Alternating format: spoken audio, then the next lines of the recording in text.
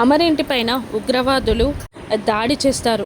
మిలిటరీకి సంబంధించిన secret files ఉన్న బ్రీఫ్ కేస్ బాగీ చేతిలో ఉండడంతో బాగీ పైన దాడి చేయబోతూ ఉంటారు. ఇలా ఇవ్వు అని ఆ తీవ్రవాదుల ముఠ బాగీని గన్తో బెదిరిస్తూ ఉండగా ఒక దృఢ నిశ్చయానికి వస్తుంది బాగీ.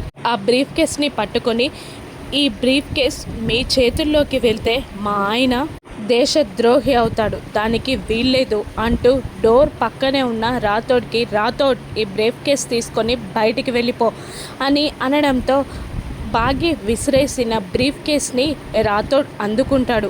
ఇక తీవ్రవాదులు రాథోడ్పై విరుచుకుపడడంతో వాళ్ళందరినీ నెట్టేసి బయటికి వెళ్ళి ఆ ఇంటి డోర్ని లాక్ చేసేస్తాడు రాథోడ్. ఇక రాథోడ్ సీక్రెట్ ఫైల్స్ బయటికి వెళ్ళిపోవడంతో బాగీ విజృంభిస్తుంది. ఒక్క తోపు తోస్తుంది ఆ తీవ్రవాదుల లీడర్ని. వాడు వెళ్ళి కింద పడిపోతాడు. చేతిలో ఉన్న గన్ కూడా అలా పడిపోతుంది. బాగీ అపరకాలిక రూపానికి మనోహరి, యాదమ్మ ఇద్దరు షాక్ అవుతారు. ఇక అక్కడున్న లేడీ డాన్ చెయ్యి పట్టుకొని కడుపులో కొట్టేస్తూ ఉంటుంది. తన పిడికిలతో చితక బాధేస్తూ ఉంటుంది బాగీని ఏమీ చెయ్యలేకపోతుంది ఆ లేడీ డాన్. ఆ తర్వాత తన పైకి వచ్చిన మరొక రౌడీని ఫ్లవర్ వాజ్తో తల పగలగొట్టేస్తుంది. అక్కడున్న తీవ్రవాదులందరినీ చితక బాధేస్తూ ఉంటుంది బాగీ. Military command దిగనుందా?